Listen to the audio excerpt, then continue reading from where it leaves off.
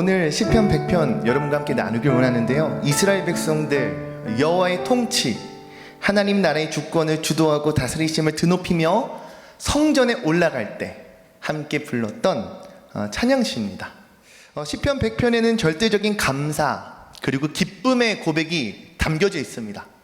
절대적인 감사와 기쁨의 고백, 이 가운데는 그 어떤 원망 그리고 비판, 이와 같은 것들이 적혀 있지 않습니다.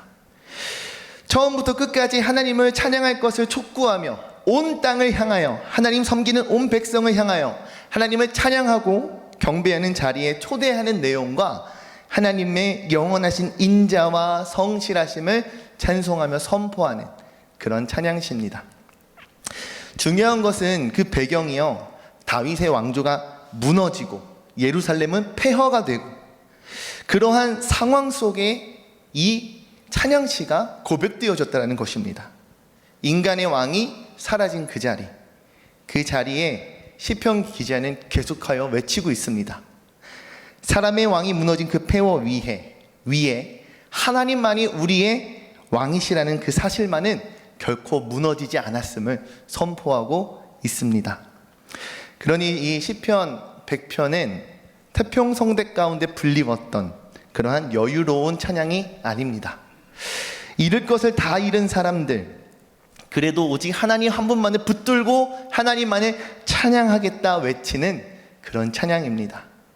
특별히 하나님을 찬양하는 것을 촉구하는 내용, 그 하나님을 찬양할 이유에 대해 교차하며 우리에게 말씀은 이렇게 기록합니다.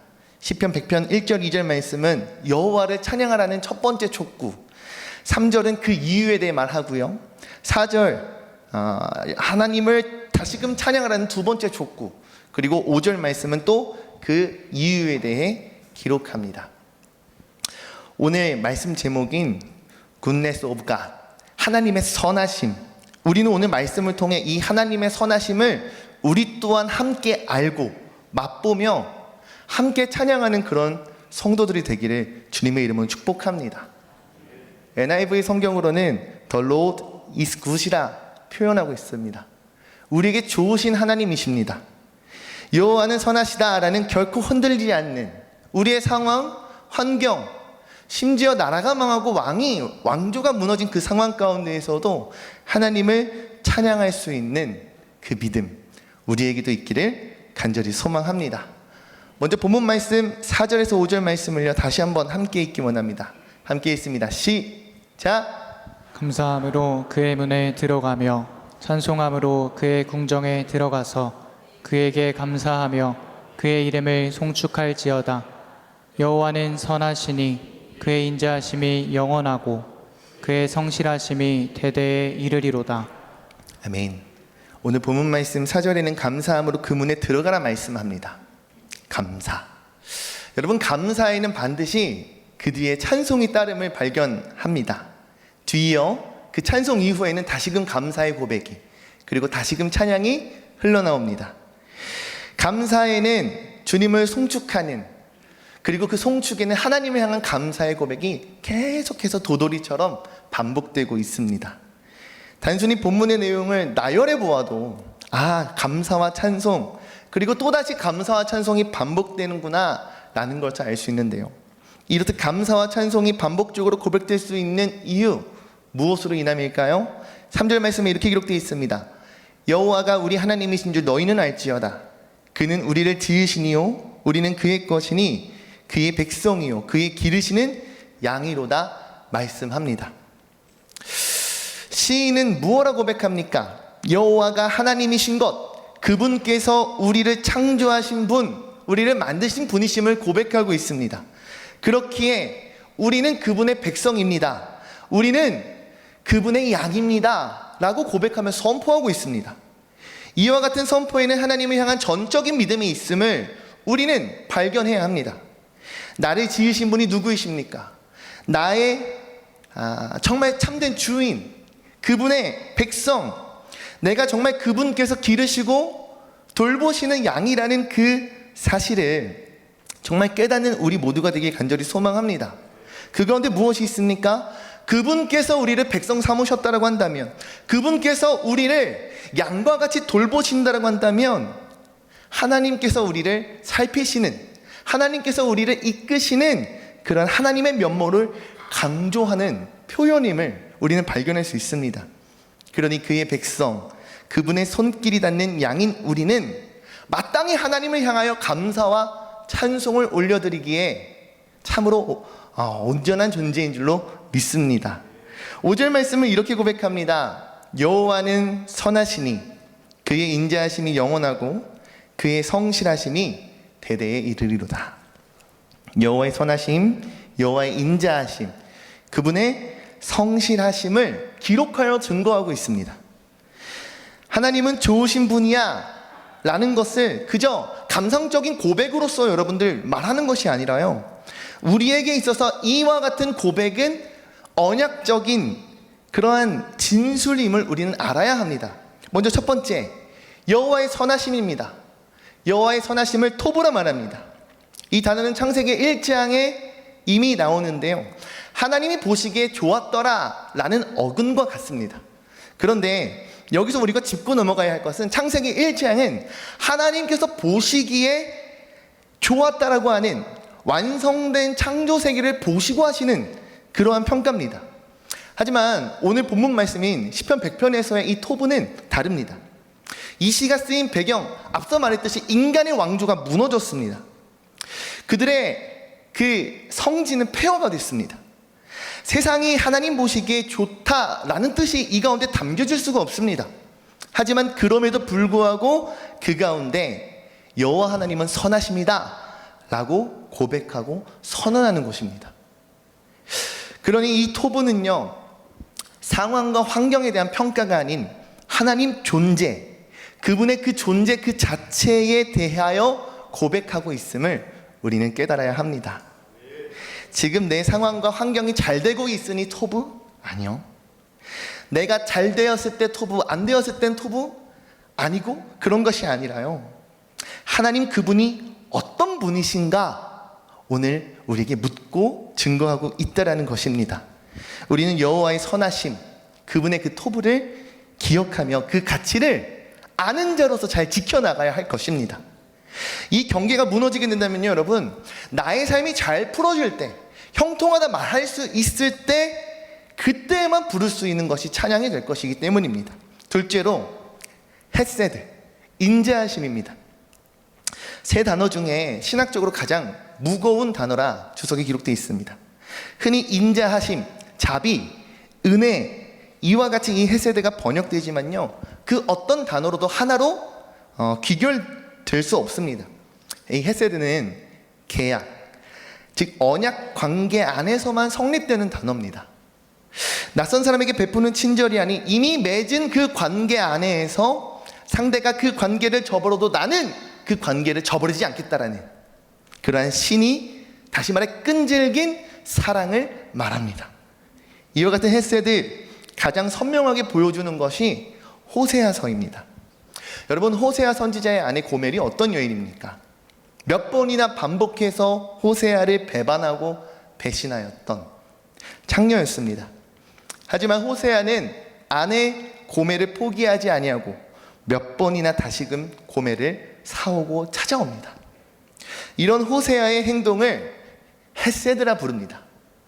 인자하심, 자비, 은혜를 받을 자격이 없는 자에게 이미 맺은 그 언약으로 말미암아 그를 끝까지 포기치 아니하고 붙드는 사랑, 할렐루야, 그것이 바로 헤세드입니다. 그러니 이 헤세드란 하나님께서 나를 사랑하신다라고 하는 단순 감정적인 언어는 아닙니다. 하나님이 나와 맺으신 언약을 저버리지 않으신다라는 이 법적인, 더 나아가 관계적인 신실함의 언어임을 우리가 기억하고 믿어야 할 줄로 믿습니다. 여러분, 감정은 흔들릴지 몰라도 언약은 결코 흔들리지 않는다는 것을 여러분 믿으시기 바랍니다.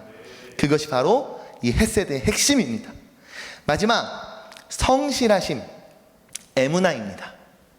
믿음으로 번역되는 이 에무나와 어근이 같은데요, 아멘이라는 말도 이 어근에서 나왔습니다. 에무나, 그렇습니다, 확실합니다 라는 뜻입니다. 에무나는요, 시간을 전제하는 단어입니다. 한 번 하신 말씀일지라도 그 말씀이 오늘도, 내일도, 심지어 100년 뒤에도 그 말씀은 여전히 유효하고 동일하고 똑같음을 나타냅니다. 그렇게 5절 말씀 마지막에 대대에 이르리로다 라고 하는 그 시간적 표현이 이 에무나와 함께 짝을 지을 수 있다 말할 수 있겠습니다. 사랑하는 성도 여러분, 하나님의 신실하심은 어떠합니까? 순간의 사건이 아닙니다. 시대와 세대를 관통하는 하나님의 온전하신 성품임을 여러분들 믿으시기 바랍니다. 이를 종합해보면 하나님의 선하심, 뭐라 말할 수 있을까요? 여호와 하나님은 좋으신 분이십니다. 하나님은 인자하시며 언제나 어느 때나 어느 곳에서나 은혜와 사랑으로 우리에게 늘 성실하신 분이십니다. 이와 같은 고백이 이 시인의 입술과 같이 우리에게도 맺어져야 할 줄로 믿습니다. 나를 향한 하나님의 선하심, 그분의 인자하심, 그분의 성실하심, 더 나아가 결코 변치 않으 하시는 그 영원하신 하나님의 사랑, 날 사랑하시는 하나님 아버지의 그 언약, 우리는 정말 이 시편의 기자가 고백하고 있는 그 선하신 하나님, 좋으신 하나님을 나 또한 믿고 있습니다. 나 또한 의지하고 신뢰하고 주님을 찬양합니다 라고 고백하실 수 있으십니까? 욥기서에는 하나님의 전적인 믿음과 신뢰, 그리고 하나님의 사랑을 받았던 한 사람 욥의 이야기가 기록되어 있습니다. 우리 욥기서 1장 8절에서 11절 말씀을 함께 12절 말씀을 함께 교독하여 읽겠습니다. 여호와께서 사탄에게 이르시되 내가 내 종 욥을 주의하여 보았느냐? 그와 같이 온전하고 정직하여 하나님을 경외하며 악에서 떠난 자는 세상에 없느니라. 사탄이 여호와께 대답하여 이르되 욥이 어찌 까닭없이 하나님을 경외하리이까? 주께서 그와 그의 집과 그의 모든 소유물을 울타리로 두르심 때문이 아니니까. 주께서 그의 손으로 하는 바를 복되게 하사 그의 소유물이 땅에 넘치게 하셨음이니이다. 이제 주의 손에 펴서 그의 모든 소유물을 치소서. 그리하시면 틀림없이 주를 향하여 욕하지 않겠나이까? 함께 있습니다. 여호와께서 사탄에게 이르시되 내가 그의 소유물을 다 내 손에 맡기노라. 다만 그의 몸에는 내 손을 대지 말지니라. 사탄이 곧 여호와 앞에서 물러가니라. 아멘. 여러분, 욥기서를 보면 하나님께서 자랑하는 한 사람, 하나님께서 인정하고 있는 주의 종 욥이 등장합니다. 하나님께서 사탄에게 이 욥을 자랑하시는데요, 그와 같이 온전하고 정직하며 하나님을 경외하기에 악에서 떠난 자가 없다라고 말씀하세요. 여러분, 이에 사단이 하나님께 무엇라 반론합니까? 하나님, 그에게 복이란 복은 다 주셨으니까 그런 것 아닙니까? 그는 소유한 것도 많은 부자요, 자녀도 많은 다복을 얻은 그런 사람입니다. 그렇게 말합니다. 이 일로 인해 욥에게 이해할 수 없는 고난이 시작됩니다. 욥기서 1장 20절, 22절 말씀을 여러분 목소리로 함께 읽습니다. 시작. 욥이 일어나 겉옷을 찢고 머리털을 밀고 땅에 엎드려 예배하며 이르되 내가 모태에서 알몸으로 나왔사온즉 또한 알몸이 그리로 돌아가올지라.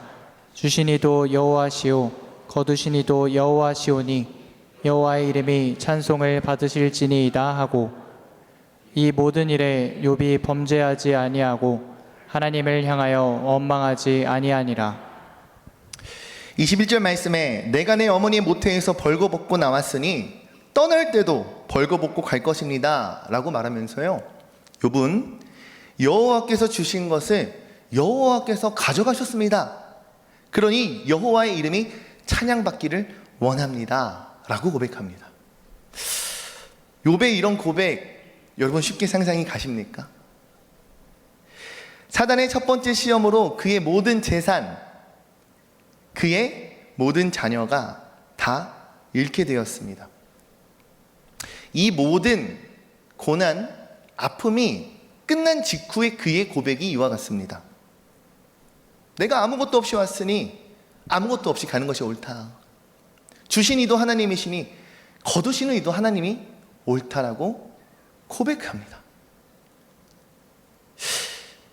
욥이 옷을 찢고 머리를 밀며 엎드려서 그가 한 것은 다름 아닌 하나님을 예배하는 것이었습니다. 하나님을 찬양하는 것이었습니다. 하나님을 경배하는 것이었습니다. 22절 말씀에 욥은 그에게 일어난 이 모든 일로 인하여 하나님을 향해 범죄하지 않았다라고 말씀은 기록하여 증거합니다.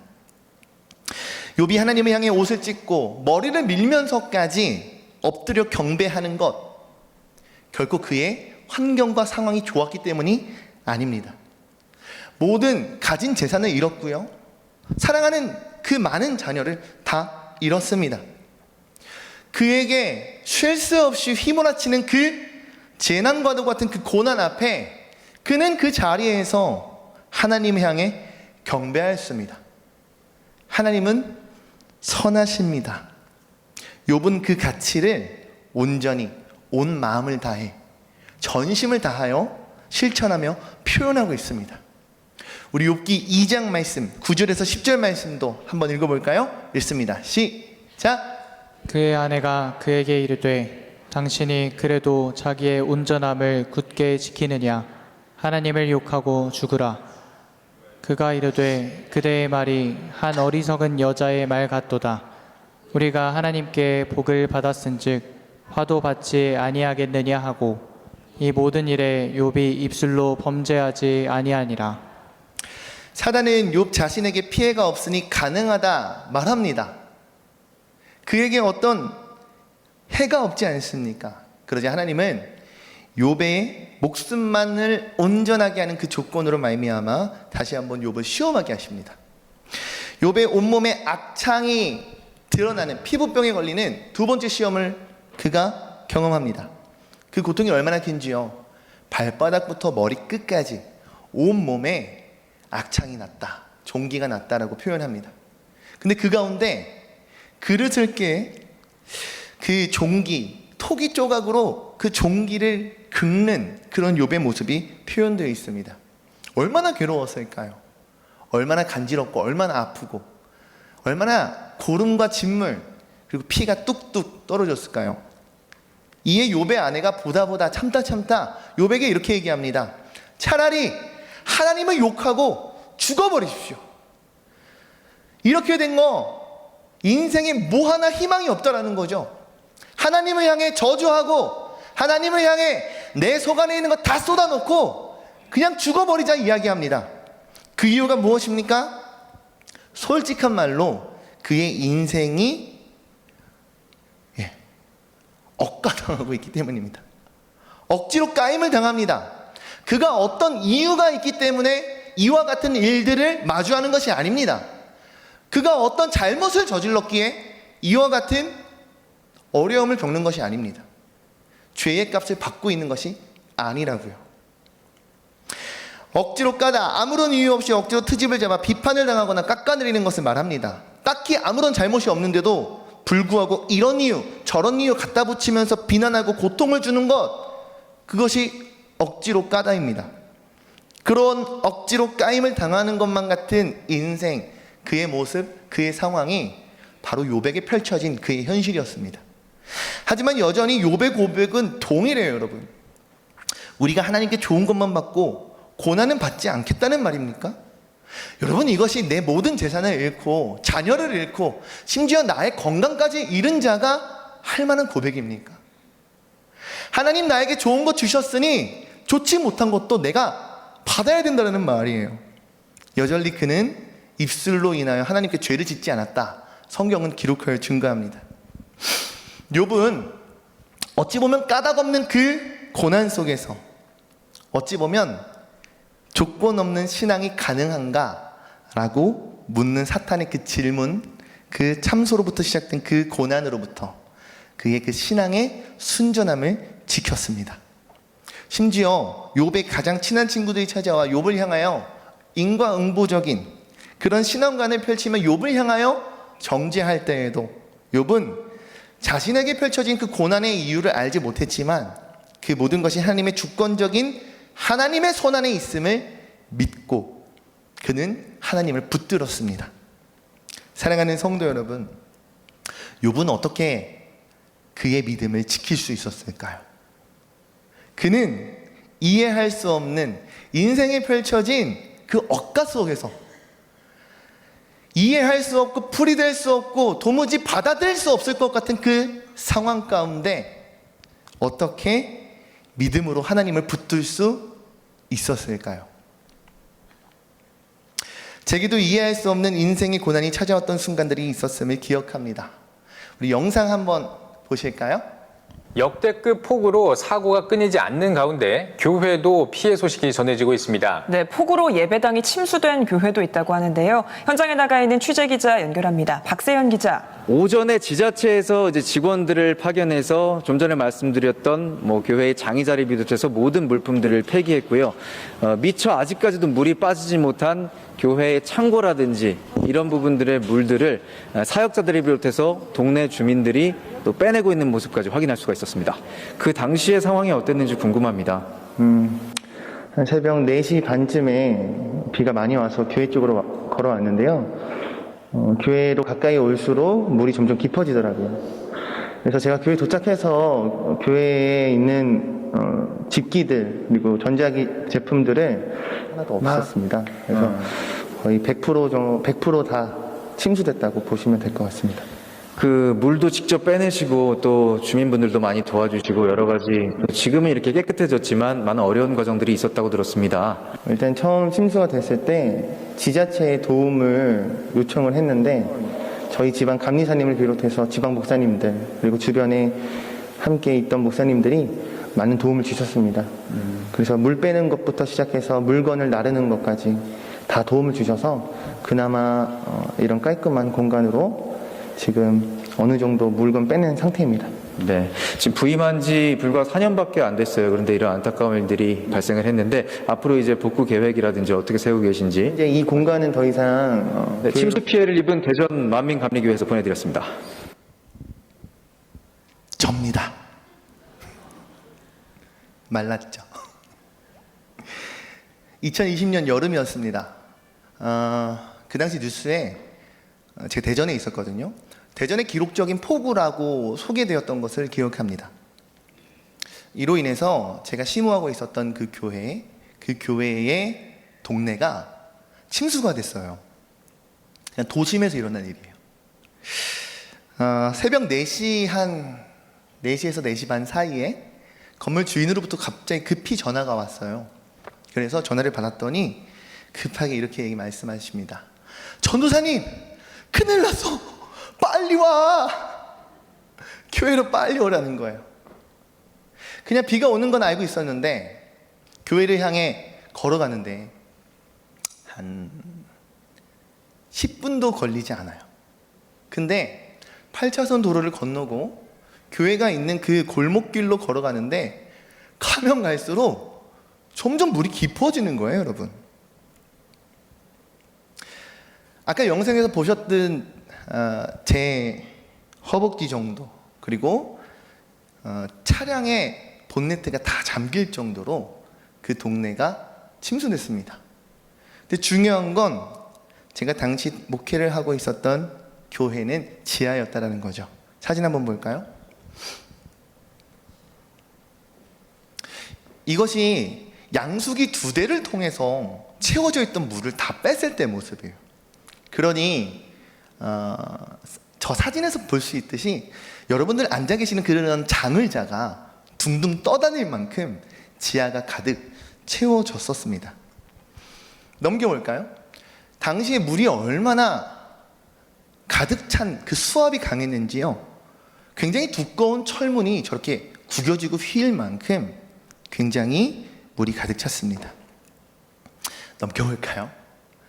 새벽녘 아침이 됐을 때 허탈 혹은 해탈한 그런 표정이고 아까 영상에서 보셨듯이 양수기로 물을 푸고 있는 모습을 지방 목사님이 오셔서 사진으로 찍어주셨던 그런 사진들입니다. 여러분, 하나 질문하고 싶습니다. 당시 저의 마음은 어땠을까요? 제 마음이 어땠을까요, 여러분? 당시 동네 구정물이 다 역류한 상황이었어요. 그러니 폐수 처리되는 그 하수구가 역류한 거잖아요. 그러니 음식물 비롯한 혹은 기타 등등의 여러 가지 기름때와 악취가 나는 그런 물이 가득 역류해서 교회를 가득 채웠습니다. 교회에 있는 모든 성도를 비롯한 집기, 심지어 개인 물품까지 다 폐기 처분을 할 수밖에 없는 그런 상황이었습니다. 여러분, 세상의 시각으로 봤을 때 제 상황은 어떤 상황입니까? 쫄딱 망한 상황입니다. 완전히 망했습니다. 무엇 하나 건질 수 없고요. 어디서부터 어떻게 복구를 해야 할지, 이 문제를 어떻게 해결해야 될지 알 수조차 없습니다. 당시 30대 초반이었으니까요. 그런 경험이 제게 어디 있었겠어요. 하지만 마음속 깊은 곳에서 거짓이 아닌 정말 제 마음속 그 깊은 곳에서 어떤 불안이나 걱정이나 좌절이나 절망, 이와 같은 것에 빠지지 않았음을 저는 믿음으로 고백합니다. 여러분, 그 이유가 무엇인 줄 아십니까? 침수가 나기 약 1년 전 지난 설교 때 간증을 나누었듯이 제 딸을 하나님 품에 보내고 이 일을 마주했기 때문입니다. 저는 분명하게 고백할 수 있습니다. 정말 죽을 듯이 이해할 수 없었던, 너무나도 어려웠던 그 일을, 세상 그 어떤 것을 대입해도 해결할 수 없었던 그 일을 다른 무엇이 아닌 이 욥기의 말씀, 하나님의 말씀, 살아 역사하시는 하나님의 말씀으로 말미암아 제가 은혜를 얻었기에, 할렐루야, 오직 하나님께서 이루셨고 오직 하나님께서 거두심을 정말 믿기에, 온전하고 완전하신 하나님의 선하심, 그리고 그분의 계획하신 그리고 역사하심을 믿었기에 제게 그 어떤 불안이 없었음을 고백할 수 있습니다. 여러분, 그 이후에 일어난 그 어떤 상황, 환경 가운데에서 평안을 이룰 수 없었습니다. 하지만 하나님을 향한 믿음, 그 믿음 하나로 하나님만을 바라보며 있는데 하나님께서 행하시는 일이 얼마나 놀라운지요. 이전에 아이가 아팠을 때, 지난번에 제가 말씀드렸는지 모르겠는데 2회인가요? 아무튼 다니엘 기도회 17년, 그 다니엘 기도회 저희 아이가 소개가 됐었어요. 그러면서 참으로 수많은 분들의 후원을 받고, 그 지방 목사님들, 선배님들, 그리고 교회 성도님들께 참으로 많은 사랑과 후원, 기도를 받았습니다. 그러다 보니까 여러분들 마음 가운데 있는 게 뭔지 아세요? 아픈 사람, 어려운 사람은요, 해결되지 않는 상황을 계속 설명해야 돼요. 아유, 많이 힘들지요. 애는 좀 어때요? 아유, 요즘 상황은 어때요? 뭐다 나아지는 게 없거든요. 그런 경험을 가지고 있던 저희가 다시금 교회가 침수가 됐습니다라는 것을 사실은 알리는 것이요, 마음이 되게 좋지 않았어요. 무거웠어요. 무엇보다 이 표현이 맞는 것 같아요. 알릴 필요성을 사실 못 느꼈어요. 그때 제주도에서 목회를 하던 한 동기, 그 당시 전도사님이죠. 전도사님이 제게 전화를 한 거예요. 다솔아, 대전에 폭우가 엄청 내렸다던데 너 교회 괜찮아? 너 교회 지하 있지 않아? 괜찮아? 전화가 왔으니 설명했습니다. 근데 그 전화 한 통으로부터 분명히 말할 수 있습니다. 이거는 사람이 행할 수 없는 일입니다. 하나님이 일을 행하시기 시작하는데, 결론적으로 아까 영상으로 보셨듯이 뉴스에도 나오고요, 서울에 가서 스튜디오 촬영도 2번이나 하고요, 신문사 및 여러 방송국에서 연락이 막 오기 시작하는 거예요. 접니다. 70kg대 접니다. 저희 아내는 출산하고 몸조리 못해서 땡땡 부었죠. 그런데 여러분, 침수가 되고요, 한 달 좀 넘었을까요? 약 2달이 되지 않는 그 말도 안 되는 속도로 하나님께서 교회를 새롭게 개척하시기 시작하십니다. 하나님이 행하시는 일이요, 하나님의 섭리에 맞게 얼마나 딱딱딱 진행이 되는지요. 교회에 새로운 장소를 얻게 되는데요, 지방 목사님들이 다 그러세요. 여기에 교회 자리가 있었네? 왜 이 자리를 우리가 몰랐지? 이렇게 몫이 좋은데, 아파트 앞에 있는데, 상가에 2층에 이런 자리를 왜 몰랐지? 라고 말씀하세요. 심지어 방송국에서 소개된 전국에 있는 모든 침수 피해 교회 중에서 가장 빠르게 회복한 케이스가 됩니다.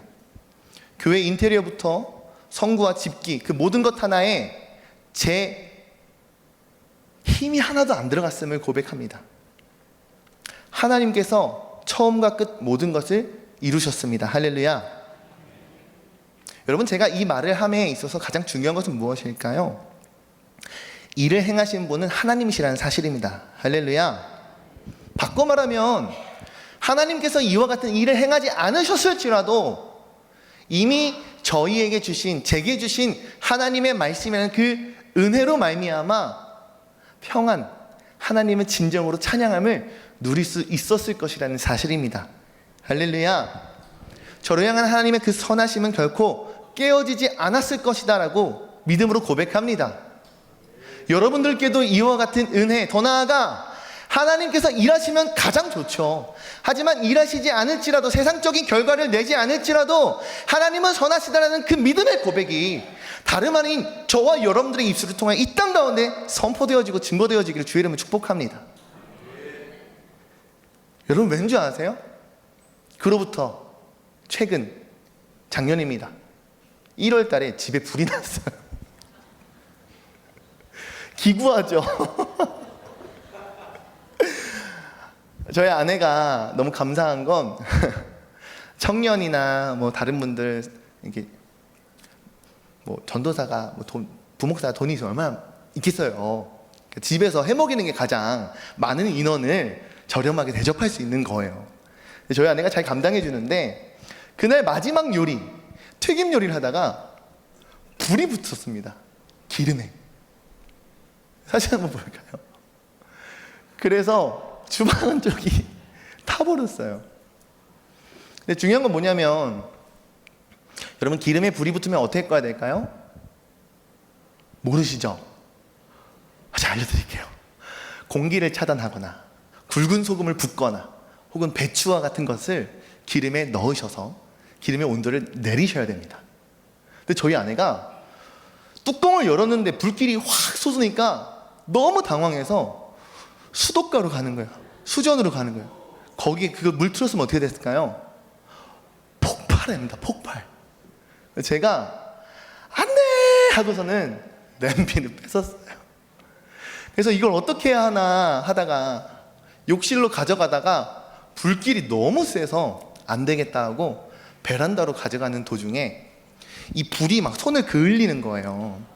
그래서 놓칩니다. 근데 그러면서 양발과 양손에 이 불붙은 기름이 다 끼얹게 돼요. 그래서 2도와 3도 화상을 입고요. 살아생전 처음 전신마취해서 수술도 해보고 한 달 동안 입원도 해봤는데요. 넘겨볼까요? 수술 이후에 아내가 얼마나 극진히 보살펴졌는지 몰라요? 제가 안고 있는 그 노랑 아기가 저희 시율이거든요. 아빠를 까먹었는지 엄청 울더라고요. 이 일들을 통해서 깨닫게 된 것이 있습니다. 여러분, 우리가 살아가는 삶, 그 삶의 이야기 속에는요, 여러 가지 희노애락이 있습니다. 동의하십니까?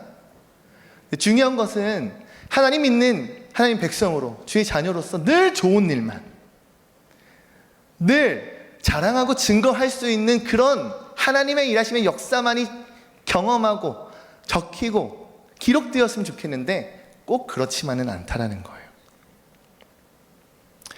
우리가 살아가는 모든 날의 어떤 상황, 어떤 환경 가운데에서도 우리는 하나님을 향해 감사할 수 있는 줄 믿습니다. 그 감사는 우리의 삶을 하나님을 찬송케 합니다. 하나님을 경배하게 합니다. 하나님을 참되게 예배하게 하는 줄 믿습니다. 여러분, 제가요, 그 당시에 초청했던 청년한테 빨리 가서 불 끄는 거 뭐죠? 소화기 달라 그래 했는데 왠지 불안한 거예요. 그래서 제가 막 뛰어갔더니 역시나 소화기를 안 갖고 그냥 오르더라고요. 그래서 제가 뺏어서 소화기를 붙들고 막 달려갔어요. 소화기로 빠르게 진압했거든요. 소방차가 오기 전에 정말 그 주방 한 켠만 탔어요. 소방차가 오기 전에 저희 아이와 아내, 그리고 초청했던 모든 손님까지 그 어떤 분도 다치지 않았어요. 저만 다쳤어요. 얼마나 감사한지 몰라요. 그때 갓난 아기였던 아기를 안고 빨리 나가 하는데 아내가 나가준 것, 그리고 그때 아이를 함께 볼 청년이 한 명이 있었던 것, 그리고 추운 겨울이었는데 아기들을 주변의 이웃분들이 3, 4, 5 모여서 각자 집에서 돌봐주시고 얼마나 놀란 아내를 진정시켜 주시고 얼마나 감사했던지요. 수술을 하는데요, 원래는 이 팔에 있는 흉터도 피부 이식 수술을 해야 된다고 했습니다. 하지만 이 화상 치료가 여러분 너무 아파요. 얼마나 고문실에 들어가는지 모르겠어요. 치료실이. 시간이 지날수록 감각이 돌아오면서 피가 나고 통증이 살아나고 새살이 돋아나기 시작하는데, 할렐루야, 피부 이식 수술을 안 해도 된다는 거예요. 그냥 재생 피부 수술만 하면 된대요. 그래서 발등 위에만 피부 이식 수술을 했습니다. 얼마나 감사한지요. 제가 그 당시에 이전 교회 청년부에 새로 부임을 하게 됐는데, 부서를 옮겨 부임하게 됐는데, 부임하자마자 한 달에 공백이 생겼어요. 마음에 얼마나 무겁던지요. 청년들한테 얼마나 미안하던지요. 예정되어 있던, 계획되어 있던 행사들, 이런 건 어떡하지? 예배는 어떻게 드리지? 다른 부목사님들한테, 다른 사역자분들께 내가 감당해야 될 것을 맡겨야 되는 그 마음의 무거움, 불편함, 그 모든 것을 다 덮어버릴 정도로 하나님의 은혜가 얼마나 크던지요. 제가 걱정하던 그 모든 것을 이미 더 완전하게, 온전하게 이루시는 하나님의 역사가 얼마나 감사하던지요. 여러분, 그 가운데에서도 하나님은 분명히 제게 선하신 분이셨고, 그리고 인자하사 성실하신 분이심을 경험했음을 고백합니다. 우리는 이와 같은 마음을 요셉의 이야기에서 발견할 수 있습니다. 창세기 39장 2절과 3절, 21절과 23절의 말씀을 교독하여 읽겠습니다. 여호와께서 요셉과 함께 하심으로 그가 형통한 자가 되어 그의 주인 애굽 사람의 집에 있으니, 그의 주인이 여호와께서 그와 함께 하심을 보며 또 여호와께서 그의 범사에 형통하게 하심을 보았더라. 여호와께서 요셉과 함께 하시고 그에게 인자를 더하사 간수장에게 은혜를 받게 하심에, 간수장이 옥중 죄수를 다 요셉의 손에 맡김으로 그 재반 사물을 요셉이 처리하고, 마지막 함께 있습니다. 간수장은 그의 손에 맡긴 것을 무엇이든지 살펴보지 아니하였으니 이는 여호와께서 요셉과 함께 하심이라. 여호와께서 그를 범사에 형통하게 하셨더라. 아멘. 요셉의 삶 가운데 이 형통, 어디에 포커싱이 맞춰져 있었습니까? 여호와께서 그와 함께 하시니 여호와께서 그를 범사에 형통하게 하셨다라고 성경은 우리에게 기록하여 증거합니다. 여러분, 우리는 상황과 환경에 따라 하나님을 예배하고 하나님을 찬양하고 하나님 앞에 무릎 꿇어 나아가는 그런 존재가 아닙니다. 우리는 여호와 하나님으로 말미암아 그분으로 인하여 우리의 삶의 어느 자리에서, 어떤 환경에서도 하나님을 향하여 예배하고 찬양하며 경배하는 그러한 존재임을 믿으시기 바랍니다. 그러하기에 저를 비롯한 사랑하는 우리 신성의 모든 성도님들이 진정으로 하나님을 찬양하는 그런 주의 자녀들이 되었으면 좋겠습니다. 마지막으로 마태복음 26장 39절 말씀 한 목소리로 크게 읽습니다. 시작! 조금 나아가사 얼굴을 땅에 대시고 엎드려 기도하여 이르시되 내 아버지여, 만일 할만하시거든 이 잔을 내게서 지나가게 하옵소서. 그러나 나의 원대로 마시옵고 아버지의 원대로 하옵소서 하시고. 말씀을 마무리하며 예수님의 이 겟세마네 기도가 떠올랐습니다. 제가 예수님의 상황을 상상해 보았을 때 결코 기도할 수 없는 그 자리 가운데 예수님은 기도하셨습니다. 하나님의 얼굴을 찾으셨고요, 하나님의 뜻을 구하며 하나님의 나라가 성취되기를 소망하셨습니다. 예수님 어떻게 이와 같은 기도로, 그분은 모든 것을 아시는 분이잖아요. 자신이 받게 될 그 십자가가 어떤 의미인지, 그 고통, 그 순환, 사람들의 시선과 손가락질, 그 모든 수치를 예수님은 알고 계셨잖아요. 그런 그분이 그 기도 자리 가운데 이와 같은 고백을 할 수 있었던 건 무엇일까요? 하나님이시지만 성육신하사 우리와 동일한 육신을 가지신 그분이셨습니다. 예수님께서 받으신 그 고통, 고난, 아픔은요, 우리와 동일합니다. 작은 가시 하나 찔렸을 때 그 작은 가시 하나 못 빼서 아픔하는 우리와 동일한 육신을 가지신 분이셨습니다. 그런 그분이 땀방울이 핏방울이 되기까지 하나님 앞에 정말 기도하며 바라시고 원하셨던 것이 무엇입니까? 나의 원함이 아닌 하나님의 원함이 이루어지기를, 하나님의 뜻이 성취되기를, 하나님의 나라가 이 땅 가운데 하나님의 자녀, 하나님의 잃어버린 양들에게 이루어지기를 그분은 소망하셨습니다. 왜 그렇습니까? 그분이 그와 같이 나아갈 수 있었으면 무엇입니까? 하나님의 완전하신 사랑, 하나님의 놀라우신 지혜, 하나님의 값없는 은혜를 아는 하나님의 아들 예수 그리스도였기 때문인 줄로 믿습니다. 예수님께서 그 잔을 대신 마시셨기에 우리를 향한 하나님의 인자하심과 하나님의 성실하심은 결코 깨어지지 않다라는 것이 증명된 줄로 믿습니다. 우리도 선하신 하나님을 전적으로 믿고 신뢰하는 자가 되었으면 좋겠습니다. 나도 좋으신 하나님을 전심을 다해 하나님을 향해 감사로 문을 열고 하나님을 향해 찬양하고, 그 찬양 가운데 다시금 감사가 솟아나고 하나님을 다시금 찬양할 수 있는 그런 자가 되길 간절히 소망합니다.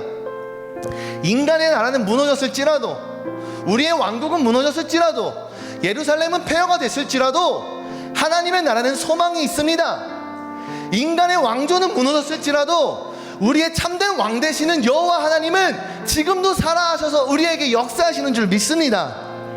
그러하기에 우리의 환경과 상황이 흔들리고 그 가운데에 넘어질 것 같아도, 심지어 넘어졌다 할지라도 우리가 다시금 일어설 수 있는 이유는 무엇입니까?